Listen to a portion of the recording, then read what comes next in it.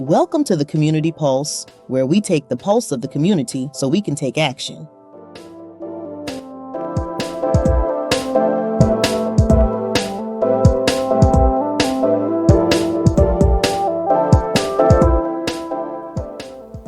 Hi everyone, I'm Liz Agbara, today's host, and welcome to the Community Pulse, where we take the pulse of the community so that we can take action. My guest today is Brett Cosich, COO of Proven IT. Welcome. First of all, welcome. Thank you for being here today. We appreciate you coming out. Yeah, thank you for the invitation. Happy to be here. Of course. First, I wanted to start with your journey to Proven IT. How did you get there? How did Proven IT start? Give us a little bit of background. I will try to give you the most truncated version without boring your listeners here. So when I grew up, my father had been in the imaging business and had a partner and had a company. And growing up, when I looked at it, I was like, I don't want anything to do with that. I want to be in a big business. I want to be, I want to travel the world. I want to, do all these different things. And so when I graduated college, I got a job with PricewaterhouseCoopers. Okay. And, at the time, I think it was the largest professional services firm in the world. They had like 180,000 employees. Wow. And as you can imagine, me being one of those was a little less exciting than you could imagine. You got a little lost there? Yeah, all the airline miles you dreamt of and hotel points. I ended up in Alexandria, Louisiana, and Jackson, Mississippi, and Detroit, Michigan. So it wasn't the glamour that I had perceived. Yeah. So I worked there for several years, and during that time, my father had sold his business before. He was a young man still. He was like 45, 46 years old. And I had two brothers that were graduating from DePaul at the same time, and they wanted to go into sales. Okay. And so it was post 9/11. I was sick of traveling through the airports and everything like that, and wanted to start a family myself. And so we got together, and my father and brothers were like, hey, we want to start a copy, print company. And I was like, well, I really don't want to do that. I want to start an IT company, but maybe we can mesh these two things together. Yeah. And so I was tricked a little bit, I think. The first couple of years, we were mostly a print and copy company, and I was the lone IT person, which is comical now because I probably don't possess half of the skills that our IT people have these days. But it worked. Out of the gate, we started, helping clients, and we started providing services that at that time really didn't exist. There really wasn't the concept of managed services as there is today. Right. So we would go in, and a lot of our early clients were nonprofits. And you would go in and just help them with the simple things, setting up networks, making sure they had good antivirus, helping them get them. Back then, the Microsoft licensing was still discs, and you would buy, per person, not per year, per user. Right. And it just kind of naturally progressed. As we helped clients, we would, earn more business and then have to hire more people and just continue. And as the whole landscape shifted, we continued to kind of adapt to how we could help our clients. That's wonderful. That's wonderful. And so what are some principles and values of your own that you think you bring to the leadership at Proven IT? That is a tough one because I like to be humble, and so it's hard for me to take credit. But I think if I look at how I was raised, between my father, my grandfather, teachers and professors that I had that I respected, I really tried to grab the traits that I respected people most and try to implement that into my own style. And I think I've been pretty good at being an open book to people. They know that they can trust me. They know what my word is going to be demonstrated as the truth, which I think is very important for leaders. I think if your team doesn't trust you, throw everything else out. Any other trait you think you have is going to be next to worthless. Absolutely. The next thing I think is being accountable and allowing people to be empowered and to be able to delegate. I think a lot of leaders fear that they're training the replacement or that they're training somebody that's going to be better than them or make them look bad because of their performance. And I just don't have that ego. Like I get more excitement and more happiness from seeing my team flourish and seeing people be smarter than me and more responsible than me and more ambitious than me. Yeah. And I think that's, seldom seen. Definitely. And so, along that same line, living in this community in Proven IT, is it your main hub, your main headquarters is in Tinley Park? Is that right? It is. Okay, because I know you have other offices, and sometimes I'm a little hesitant to say Tinley, because maybe the main office is Chicago, but Chicago's a hub, right? Like a satellite almost. Yeah. It's a different location. It is. I think the nature of our business, because it's services, and again, I draw a lot of parallels to nonprofits. Yeah. We can only be so effective when we are within, a geographic area. Right. So we because we're based in Tinley Park and because we have, suburban offices, that gives us a reach to help people hands-on and to be there, whether they need to come to see us for services or we need to get to them. It needs to Definitely. be efficient. It needs to be, worth your time, worth their time. They can wait. Yeah. So as we expand, we've expanded, beyond Illinois into Indiana. We're down in Tennessee. We're in Arizona. We just merged or acquired a company in Colorado that has 4 offices. So those areas, we try to be as effective and efficient as we can in those communities. Yeah, and so I've living in Flossmoor and working in Flossmoor, and having some personal connections to employees at Proven IT. I've been able to, over the past decade, really watch you guys grow, flourish in the community, and I feel like everywhere I look, I see a Proven IT logo, I see a car, and more and more and more, I see you guys not only working with and serving nonprofits, but also that investment in the community. And so what has led you to that investment and really help sponsor different nonprofit organizations, put not only not just writing a check, but also like really giving back? Yeah, that's a great question. I would say in me, as a young child growing up, I would watch my father be involved with different nonprofits. And I can remember, back in grade school going to do fundraisers for Misericordia and helping handing out the candy on the streets and for St. Coletta's or for Sertoma or Park Lawn. And I think that, duty then is sort of, inherited to say, like, it's not just about, what you can make or how much you can get or, what you can accumulate, but how do you give back so that you can reconcile success with also, the knowledge that you're helping the community. Right. And there's so many needs. You know that. So many. I've been on the school board. I've seen different things. My wife's been involved in different organizations. I mean, there's never enough funding and there's never Right. enough people. So. Right. So with that knowledge, right, and you're leading right into my next question. Okay. What do you decide, and how do you decide on what things to give back to, what areas to invest in? Where does Proven IT see its footprint in the community? Yeah, and again, a great question, and I think that's something that continues to be agile as we go forward. Where are the areas of greatest need? Where can we be most impactful? Do we have a connection? It's not self-serving to say this, but I think a lot of our team members have, personal interests and desires to help specific charities and organizations. And so we will solicit that a lot and say, like, we're going to have this event or we're going to raise these funds. Where would you guys like these to go? Yeah. Because it doesn't just have to be what I want. Right. We touched on this before, but my areas of sensitivity or where I'd like to help might be different than yours and might be different, than the person next to you. And so I think engagement and making everybody feel like they're giving something back through all of our hard work is sort of what you're doing at the end of the day. Yeah, and it's been really neat and kind of inspiring. I've been in nonprofit work for a long time, but even those of us that work in nonprofit need that inspiration and that hope. And so I've been able to see that you guys aren't, again, just writing a check, but volunteering and helping and helping put your personal touch on all these different things.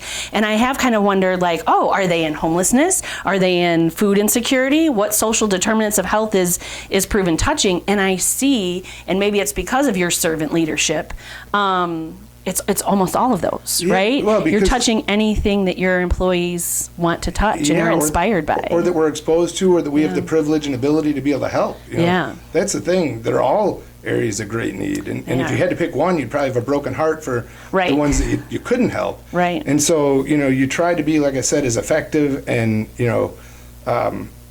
connected to, who can use your manpower and the resources and what we can do and just try to be most efficient. So. Okay, that's wonderful. Yeah. So we often think of Proven IT as very highly technical, and it seems that there's a real focus though on relationships, which is interesting to me, right? Anytime I've been in your building, a lot, we kind of joke about IT nerds and being very in their computer, but I don't see that at all. I see ping pong tables and I see a big kitchen, and a lot of our culture is around eating and food, and that's how relationships are built. But how do you build a team culture that balances that performance, that high IT performance, with people-centered values?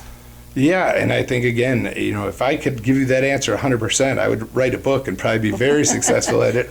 Our attempt is to have fellowship among, the team members, right?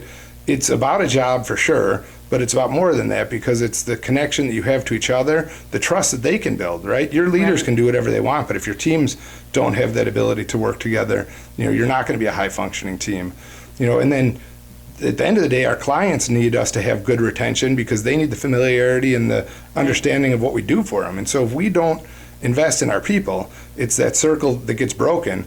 We lose our people, we'll lose our clients. We lose our clients, we won't have the ability to help the community. To hire people, right? So it's a catch-22. And so Definitely. I think all you can do, and I am not taking credit for it because the saying's been out there forever, but take care of your people will take care of your customers then take care of your business, and it's that symbiotic relationship that has been good for us so far. And so it seems like it's been working well. We don't take it for granted, and we try to live by that and show people that we live by that. Yeah, I definitely think you do that. I see that all the time. What do you hope Proven IT is remembered for, not just in the marketplace, but in the lives of your clients and in the lives of your employees? And are those the same thing? Well, I hope our clients remember us for helping them through, some tough times, getting them to smooth waters, helping them plan out their futures, right? Like if we're doing our job, we understand what our clients' missions are and how to help them get there as much as we're able to, right? With the solutions we provide. For our people, I think the mission is and it's been so exciting to watch them be able to afford families, buy their first houses, have their first children, have their second children, see them, sending their children off to college, pretty much the American dream on a micro level. But, if we're doing that to retain those people through those, phases of their life, then, we're getting to see the fruits of our labor and why we do what we do. Absolutely. Absolutely. And it seems to have a very people-centered approach at your organization. You know what? Again, we try to do that. That's our goal. If that was going to be, my mission personally, I would say, it's people-centered, because without people, there's nothing. And if it's just a money thing, or it's just a ego thing, or it's just a title thing, you'll never succeed, because that race will put people on a crash course with having to leave to go somewhere else, or never ultimately finding what they're chasing. Right. And I think there's some maturity in that. It's different when you hire somebody right out of college versus if you hire somebody, maybe into their 30s or maybe into their 40s or 50s. There's different phases of life and different expectations, and what you grade is, worth your time and worth, investing your career in. Yeah. Well, and that's the interesting thing, right? So you walk into the doors of your new office, which is amazing and beautiful, by the way. Thank you. But it is great to see such diversity of age and talent. And is that purposeful?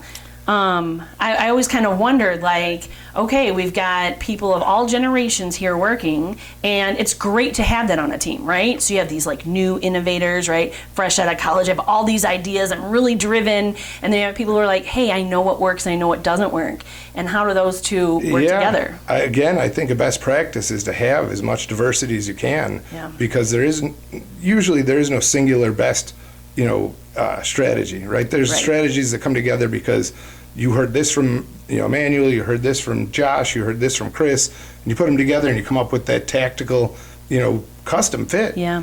And I think if you were one-dimensional and you had all the same age segment or all the same community segment or all the same educational segment, nothing against engineers and nothing against marketing people and nothing against, but when you put them all together, you usually get a best of breed that you wouldn't have had if it was just all engineers sitting in a room. Definitely. I'm glad that it really seems like it's been working for you guys, which is wonderful. I'm going to head back to some personal leadership philosophies of yours, if you don't mind. Sure. And kind of pick your brain a little bit. What leadership lessons have stuck with you the most over the years, before, working on your own, and then through seeing your father, and then, kind of leading the Proven team? Yeah, I think accountability is probably one of the biggest lessons. You have your word and you have your name, and if you ruin either of those, you can't be a leader anymore, right? Yeah. If people aren't going to trust you, if they don't believe in you, if they've seen you make a bad example or have seen you not stand up to something you promised, whether it's promising an employee or promising a client, it's very difficult to ever come back from that. And I think I learned that lesson early, and I think it's paid dividends, for a long time to know that if anybody that is on my team makes a promise and we put that in front of a client, then we're going to own up to that. Whether Yeah. that's good, bad, that's the way it works. And I think our employees know that internally, that if we make a promise for a career trajectory, for a promotion, for training, for whatever, that we stand by that. Because if lip service and empty promises, won't get you very far as a leader. Right. Well, and it creates like disdain and kind of, amongst employees, amongst the team. 100%. And I think, that leads to another thing. I think having that trust among teams and knowing that there's not backstabbing and that your leaders aren't playing favorites. Right. And that they're, because that's the quickest way to poison a culture. There's so many companies that have risen all the way to the top only to be knocked down, and, a multitude of reasons why that happens. But I think step one is keeping your people together. When something comes up, whether it's COVID or interest rates or supply chain things, if you have the right people and the right state of mind and the right, strategy, you can get through any of those things. Yeah. But if you lose your people, right. Well, which brings up an interesting thing. I remember what Proven did during COVID, and I thought it was, I hope you don't mind talking about it. No. And we can edit this out if not. Yeah. But your tiered approach to kind of cutting back salaries to keep everyone employed, everyone remaining housed, making sure all of your employees were not food insecure. I mean, it was a huge, I thought, what a great way. How did that come about? It's one of those things. I think oftentimes I'll put myself in other people's shoes and say, if this happens, how would I feel? Right? If I was sitting at the kitchen table and I got this email that said I'm laid off, or I'm done, or I can't feed my family, or it would just be devastating. Right. And so you try and look and say, how can we be equitable and fair and make sure, like you said, our first things were, can people pay their mortgages? Can they put groceries on their table? At a time when you're going to a medical emergency, can they afford to get masks or hand sanitizer, all those different things that we had never been exposed to in reality? Right. And all of a sudden it was like, we need to help them, because we don't know if churches are going to, or nonprofits or townships, or there was a 100 different ways people approached it. But in the very first days of it, our concern was our people, and that was why we responded that way. Well, and I thought it was really great because it wasn't a one-size-fits-all decision that you made. You actually knew your employees well enough to know, like individually, what can each individual family handle and take on. And a single mom making $50,000 looks very different than a two-family income house making $150 or $350, or name your price, right? Yes. And so having that like tiered approach of pulling back on salaries a little bit, like, hey, we're all in this together, right? We've all got to take a little bit of a hit, but us at the top are going to take the biggest. And then folks who are not making quite as much, or again, knowing your employees, which as your company grows, like, how do you do that, Brett? How do you fit it all in one day? Knowing all this about each of your employees. It's pretty amazing. Well, I can't take all the credit. Like I said, our team across the spectrum, I think, is very empathetic for their team members, and I think that builds that trust, and that makes it real. And it's not just a talk track, and it's not just something to get somebody to take a job here, because if we don't walk the walk, we would have a turnover rate that would be crazy, and it wouldn't be worth it. And so I think it really does, in so many areas, I think it comes back to trust and to integrity and just being accountable. Yeah. Well, I'm going to hold your feet to the fire a little bit, because you say you can't take all the credit for it.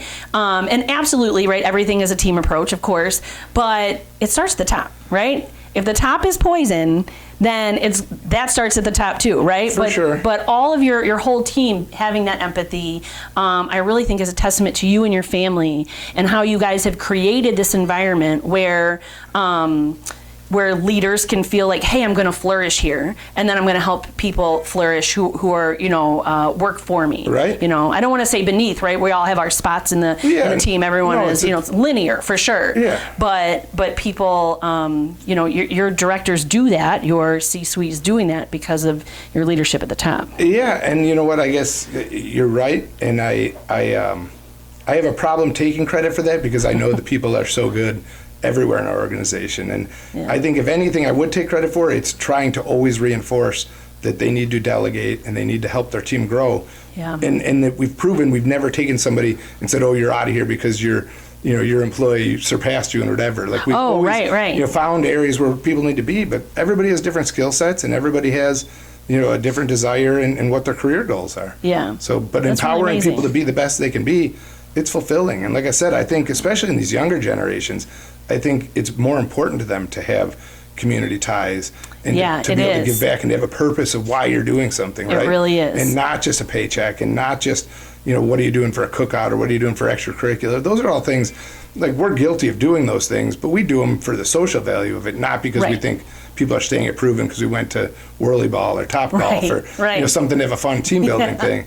And I think people confuse that a lot of culture and actual activities. They're not hand in hand. Right. Well, and it is good to like have those things. That's where a lot of conversations happen, right? Yeah. And that's where we start seeing each other as individuals. And oh my gosh, now this person, even if maybe on a work topic or issue, there's a difficult client, we all had to, kind of bind together. It's much easier to bind together with someone that you're like, hey, I know they're a good person. They have a family, they have a wife, they have kids, they're going through this, they just lost their parent. There's, so many different things that have happened, right? Yeah. And we get to know each other on that level by going to Whirly Ball and, by having those cookouts. Certainly. No, and I'm not suggesting they shouldn't have those. I think a lot of companies just think because we send you to games or we do this or we do that, that's culture. And it's not culture. No, it's not. It helps build it maybe. Right. Or show it. But yeah, it's one way to build it, right? It's like an arm of it, but you're right, it isn't the culture itself. What advice would you give? We talked a little bit about like the young people, younger generations coming up, and there's a lot of research to back this too. They're not just interested in what the company is doing for them professionally, but what is the company doing in the community, right? And so how can I not only make my mark at work, but then how can I use that to help make my mark in the community? And so what are some professionals or rising leaders that you see at Proven or in the community at large, and how would you challenge them, or what advice would you give them to both lead with excellence and also integrity? Yeah, I mean, those are two great points, and obviously I would stress that to any of them. When you interact with anybody, whether you go for a volunteer position or we're promising a client something, or it's a request to get people together to volunteer to do physical work or to do whatever, you definitely have to bring action with those words and those promises. Yeah. I think a lot of people early will say, oh, I want to give back to the community, but sometimes it is just a check, which is not, I'm not discounting it. The checks definitely not. Checks are necessary. The checks are necessary. Being in a nonprofit, I'll let you know, we need the checks. There's no doubt about it. But I think a lot of good intentions, fall by the wayside because it's hard work. Yeah, right? It is hard work. And so don't overpromise. Maybe dip your, foot in and see what it's like, and then see how much you can handle before you, burn a bridge because you overpromise and then can't deliver whatever the hours are or the people or whatever it is. So. Or a topic. I think sometimes people don't realize, it sounds great to say like, oh my gosh, I'm going to help this family get housed. Yes. And do people realize what it takes to house a family? Right. Because I'll tell you, it isn't just providing a space. Right? It isn't just a house or an apartment. That's not our solving the housing crisis. Right. It's a lot more than that, right? And it's ongoing. It's ongoing. It's not a one-time. Right. It isn't a one-time. Right. But hopefully, like through mentorship and support services, we talk about a lot in nonprofits, which is why so many nonprofits can't just do one thing, right? Because you start tackling one social determinant of health, and then you realize, oh my gosh, this is affected by healthcare, and this is affected by food insecurity or security and education and housing. It touches all of those things. Yep. And so it really can be overwhelming. 100% it can be overwhelming. And that's, I think that's a concern, and that would be something I would tell somebody is start with, that one part, because all of us would love to be Superman and solve all of it. Right. But also if you open up too wide and you overpromise, like I said, and make it too wide, then you really can't contribute meaningful anywhere either. So right. And so with that thought and mindset, what sort of causes are important to you personally, and how do you personally, and as you're leading Proven IT, how do you fulfill those things that are important to you? Yeah, so again, I have some that are definitely near and dear. We have family members that are at Misericordia. We have family members that are at Sertoma. I think this country is woefully underfunded in the mental health and in some of those areas. And I think that, to the same point, it's never ending. It's not like you can just fund it and then it's going to be fine. Yeah, you can't write a check and then someone's all better. You can't. Yeah. And I wish you could, and I would love to be able to do that. But I think there's so many areas locally in the community as well, with homelessness, with the food shelters, with the South Suburban Crisis Center, with, so many things that we see right in our community, and they have such an ability to help, with pads, with, again, there's just been so many we've tried to get our children involved in. We've tried to get some of the schools involved in. But it's just it's an ongoing thing. I don't know that we'll ever be there, but you just have that commitment to continue to give back, and we're blessed that we've been able to, and I look at it as a privilege to hopefully continue going forward. So. Yeah, definitely. Well, I think it's important too to remember, like, not one person or one family or even one amazing company can do everything, right? Yep. But hopefully together, if we all pitch in and we all, some people can write a check. Some people can write a check bigger than someone else's check. Absolutely. But if everyone put in what they could, and if everyone volunteered the hours that they could and mentored in the way that they could, together we can help solve a lot of these problems. So along that same line and vein, how do you best see nonprofits and for-profit organizations working together in the community? What is your ideal situation there? Well, I think, the benefit from our vantage point of working with local nonprofits is they're much more tactical and strategic in what they use, right? If you write a check to a national charity, or your tax dollars are going to the government and they're handing it out on a macro level, you really don't get to see what that impacts. Right. But on a small level and with individual organizations, if there's a grant that you can provide something where you're specifically providing, beds or clothing or, jackets or things like that, where there's a tangible need and you can address it immediately, those are being solved. Those are at least being solved for those consumers that get the beneficiary, the benefit of that. So I think, again, helping people see clearly what exactly they're doing, I think then you don't lose them over the long run. Because I would bet you could tell me engagement, starts off great with a lot of people and then falls off. Oh, absolutely. And I think a lot of that is because they don't see the impacts of what they're doing. And if you're just writing a check and it's funding something, but what is it funding? Did it pay part of an electric bill? Did it repave a parking lot? Or did it feed, 100 families? Like, those are different feelings to the person that, is involved. Definitely. Well, in my work, a lot of it is finding what all those, because everyone has a different, passion, responsibility. My passion I've been involved with homeless shelters I'm 43, so 31 years.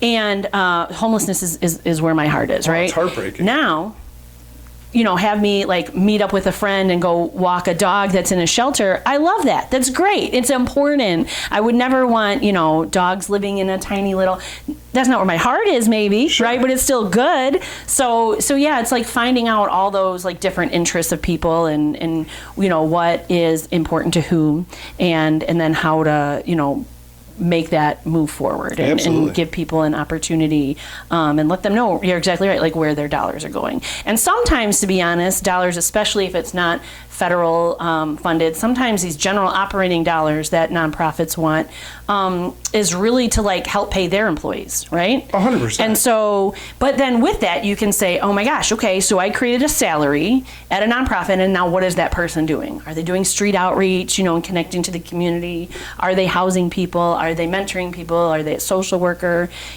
I really think that and this is not me being condescending at all. I took a few classes in law school about nonprofits and the whole structures and everything. I really think the public doesn't understand what nonprofits really do and how they operate. Yeah. They don't. A lot of times I'll hear people say, well, this person makes too much money at a nonprofit. And it's like, well, if you want to get the right person, the right director, to have the right plans, these people, can't all afford to donate their time, but they're still bringing skills and, things that nonprofit is very fortunate to have to help them execute their mission. Right. Oh, absolutely. And I think it's interesting how for-profits and nonprofits could work together. Sometimes, it absolutely is funding this position, right? And making sure that people are getting a good salary and things like that so that they can feed their families, right? Because if you're a social worker and you're struggling to feed your own family, how are you making sure that another family who is a client is being fed, right? If the general public thinks that just independently wealthy people are running all the nonprofits. Right. It doesn't exactly work that way. Right. Same. Yeah. But also like the talent that for-profit companies have, and the education in human resources or IT or you pick your stability, your organization, like whatever kind of pillars that create a good, healthy organization. Yeah. Those can be benefits to nonprofits too, right? That help and assistance in human resources. Absolutely. That training. That you still want to operate efficiently. You still want to do best practices. They want to spend their money effectively and efficiently so that they can run, so that the majority of their budgets can go to programs. For the programs. Yeah. But if you don't have those other things, it's really hard, and it won't be around long. Yeah, it's not going right. Or if it is, it really is piecemealing things together. I can't tell you how many nonprofits I've stepped into where the HR director is also the finance person, who's also the COO, who's also ordering the desks, which is very similar to a startup in a for-profit, right? Right. You wear multiple hats. You are a utility person. You have to be efficient and effective.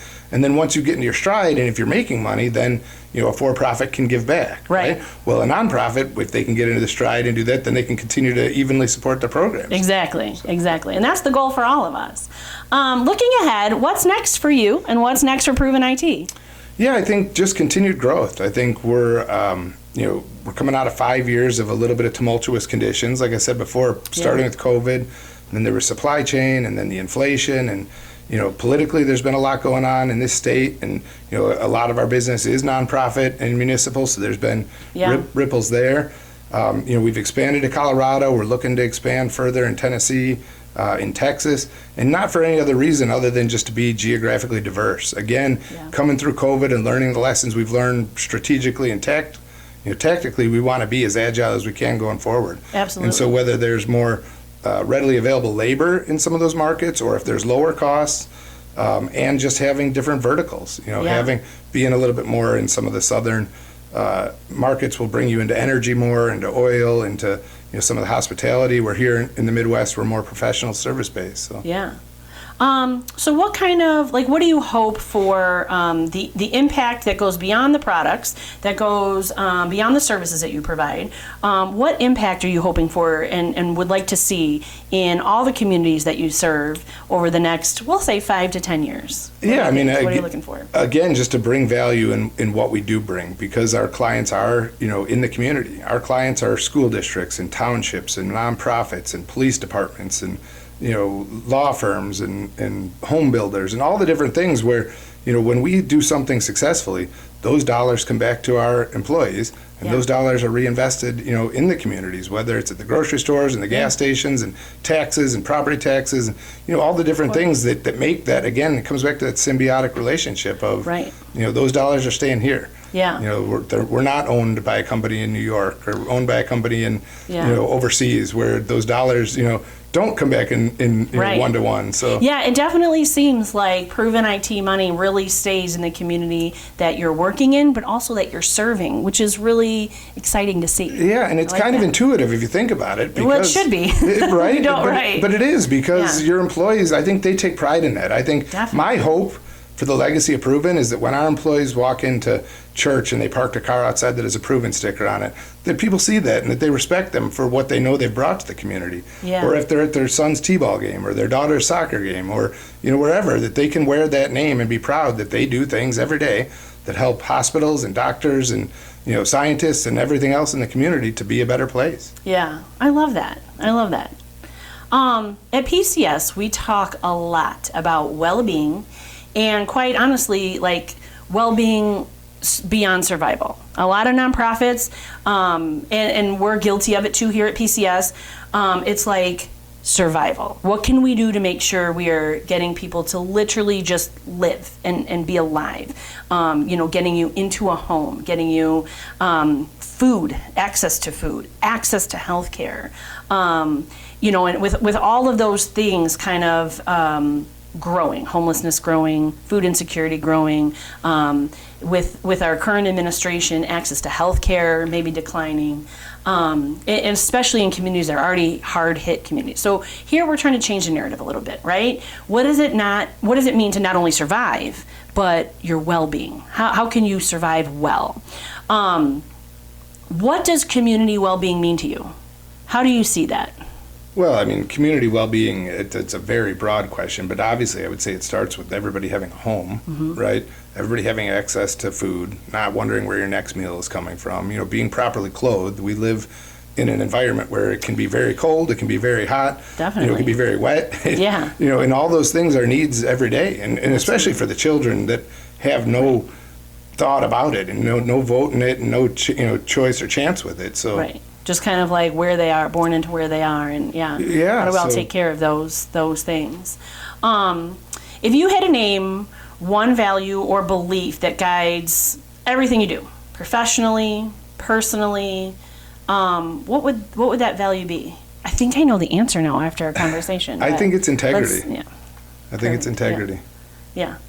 And that, I think, is shown through and through and through everything that your leadership has shown at Proven and that your employees then show to the community. It's one of those things I don't think you can fake, and that's why I think it's so important, right? People can fake a lot of other things. Definitely. If you aren't a person of integrity, people are going to see it, whether it's in your personal life, in work, and how you treat people and what you say and things that don't come true. I mean, you can fake it for a little bit. You can't fake it for 20 years. Yeah, definitely.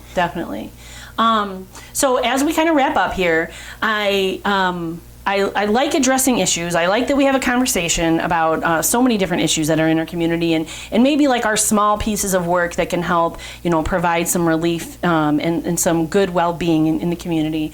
I like to end on a message of hope. Right?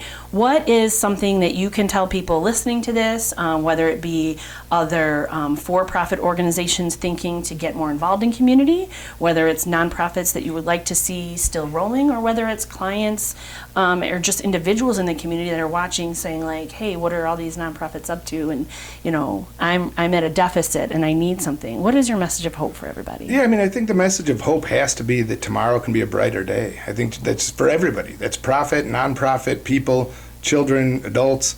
There's always something we can do better. And if you're committed to being better and planning out a better future, it may not be fixed tomorrow. It may not be fixed in a month. It may not be fixed in 5 years. Yeah. But if every day it can get better and every day you can try to learn from what you've been in the past, that's really all you can do. Yeah. And it starts with fixing the things you can fix. You can't take the bite of the whole apple at one time. You just can't do it. Right. But you can't be hopeless, because where would that leave you? And what would you do then? Nothing. Being despondent. I mean, your options are really only move forward, or give up. And I think everybody's seen, in our generation, obviously we just dealt with COVID, but the generations before us dealt with much bigger things, from world wars and, civil rights and, the Cold War and all the different things that we've been through, and yet, you survive. And so the goal, like you said before, it's not just to survive, but try to thrive more. Yeah. And it's, again, just one thing at a time. Try to get better. Hopefully the government can get better. Hopefully they can spend our tax dollars better. Right. Hopefully private, industries and organizations can give back more. And then it's an educated citizenry. I think the kids, and I'm hopeful for that, and I think people should be hopeful that these younger generations do have more empathy and want to be more involved and want to see, everybody have. So they do. When I notoriously dislike teenagers. They're my least favorite group of people. They're so mean, but they're not so mean. They're so wonderful. They are one of the smartest, most empathetic, giving, kind, generous group of humans ever, and I'm constantly and consistently impressed. I agree with you. That is such a message of hope for me, is our young people. They are dealing with a lot. I think so, and I think their access to information now, and I think the education is better, and I think there's so many things that, they're going to be where, they are now where we were when we were 30 or 35. And it's almost scary. It is. Yeah. But I think that also brings the hope of, it does. Can they do these things and not make the mistakes that we made? And that's been history forever. Yeah. Right? Yeah. So. Yeah, hopefully. So, okay, someone interested in Proven IT, whether they're interested in some, IT help at their own organization or copiers, give us just a little spiel about what Proven IT does for services, and then how do we get in contact with you? Yeah, so we do copy and print, so, all of the different office equipment that people still use. I know, paper, they say paper's going away. I don't think it is. Is it really? I don't see it going away. I don't think so. I don't think so. I think it's a need. I think there's comfort. Definitely. There's some creature comfort in a lot of it. Definitely. There's some efficiency in it. I mean, even in education, the school board I was on, they were trying to get rid of paper, and it would come back more and more because it's More just paper. Yeah. more paper. So, Yeah. And then we do obviously offer a host of IT services, from augmented staff to totally outsourced to just managed to cybersecurity, cloud services, migrations. So, our sweet spot is probably in that 50 to 500 user area, but, Okay. above or below depending on the vertical and what the mission is and how it works. And getting in touch with us is as easy as going to just provenit.com. Perfect. And reaching out. Yeah. Well, you heard it here. www.provenit.com and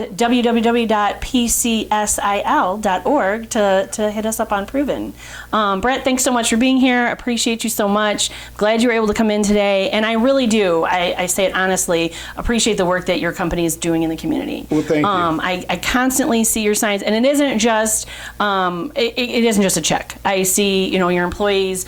My favorite one, of course, is I always have to tell myself it's sponsor a child for Christmas. Yes.